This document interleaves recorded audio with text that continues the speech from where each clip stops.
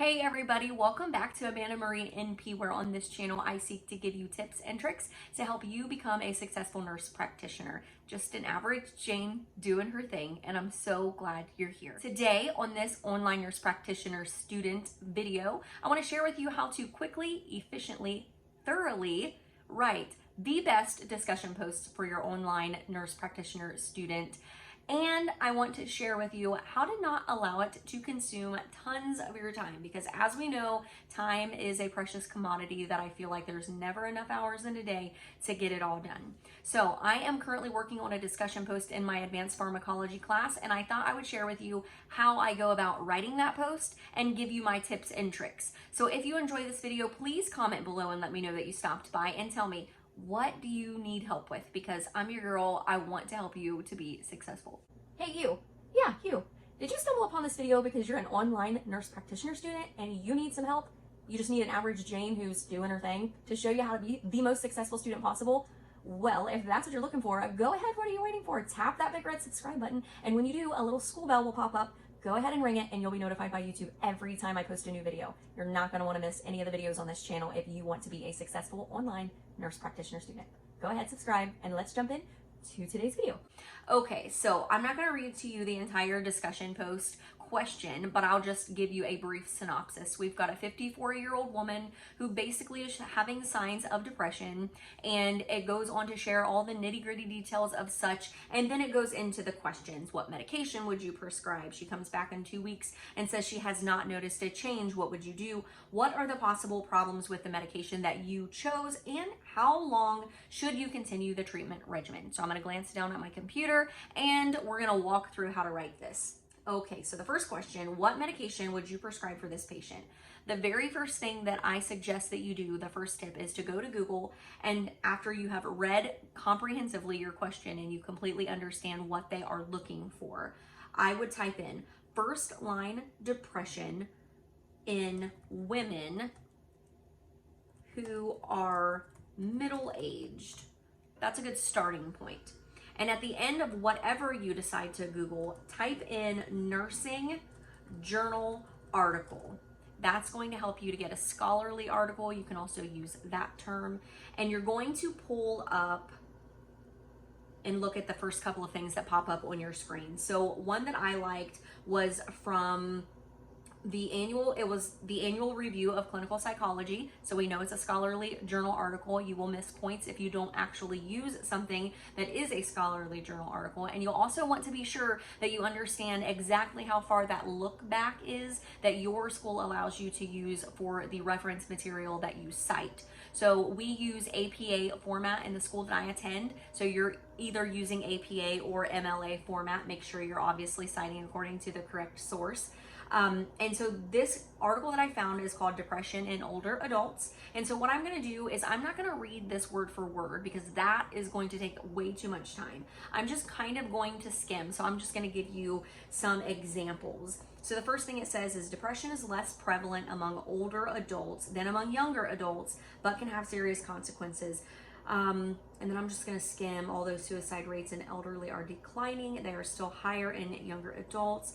No, I don't think that'll help. Depressed older adults are less likely to endorse affective symptoms and more likely to display cognitive symptoms, somatic symptoms, and loss of interest than are younger adults. Then it goes into listing some risk factors for leading to the development of late life depression, like compromised complex interactions among genetic vulnerabilities, and it goes into those kinds of things. And then I'm just gonna pop over and look and see what some of those subheadings inside of this article is. Life course perspective.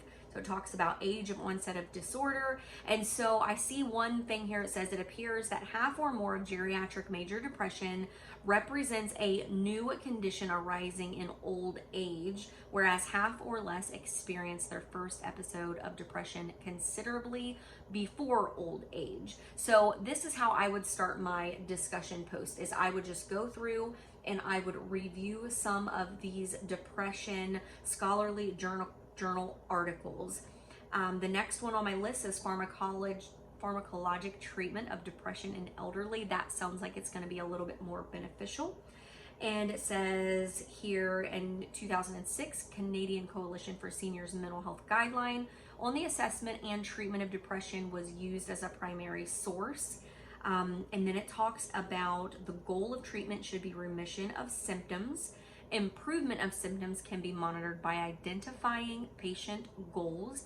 So that may be the first way that I would start out my discussion post. So I'm going to go into my second tip, which is in order to save time, there is a program called Perla. I'll leave a link to it in the description box below.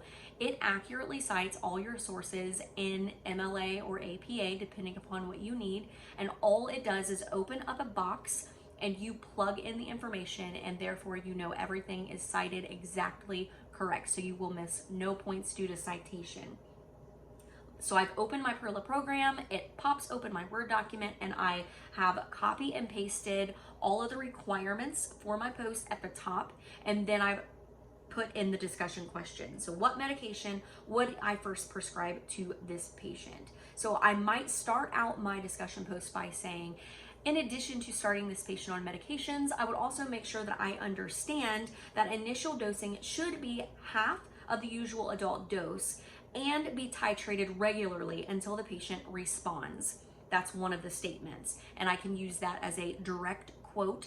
And then I would go on to review this article, and I would flip through, I would be reading those subheadings, and I would find where, say, it mentions that Celexa is a good first line use and it's an SSRI, and I would say Celexa would be used as my initial treatment for this patient.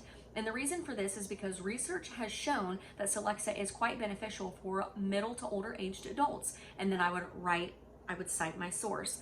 So I guess what I'm trying to say is to make it simple and to break it down. You don't have to use tons of direct quotations, because that will actually lead me into my third tip, which is to paraphrase as much as you can in your discussion post so it doesn't drive up that Turnitin score, which is something my school uses, and your school will use something similar if you don't attend the same school. So that is my 3 tips for this video to write a concise, very detailed discussion post response that you will get an A every single time. Paraphrase as much as possible and make sure that you just type in exactly what you want in your search box, what you're looking for. At the end of whatever you type in, you need to also type nursing journal article or scholarly nursing journal article. And then I would also suggest that you check the date, that window of time that you are allowed. Most places only want a 5-year dated source. So if the article you found has been dated over 5 years or 10 years, then you're gonna wanna find some more recent research to use for your discussion post. So you go through and you answer all of those questions.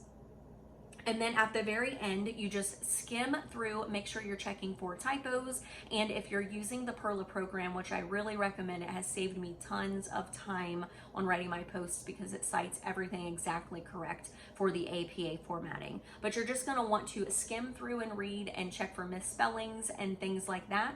And then for my specific school, I copy the entire document of Perla.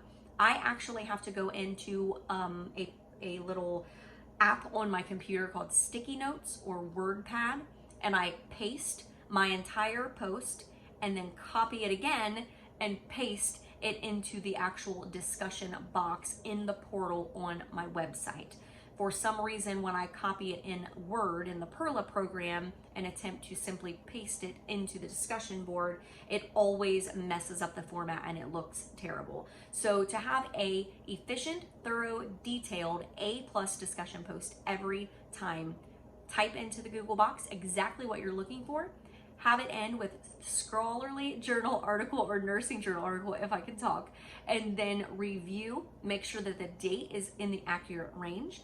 Use your Perla program for correct APA citations, skim, read, and go back everything, and double check for spellings. Copy and paste from the Perla document into Sticky Note or WordPad, whatever your school allows you to do. Paste it into the discussion box and then immediately post your discussion.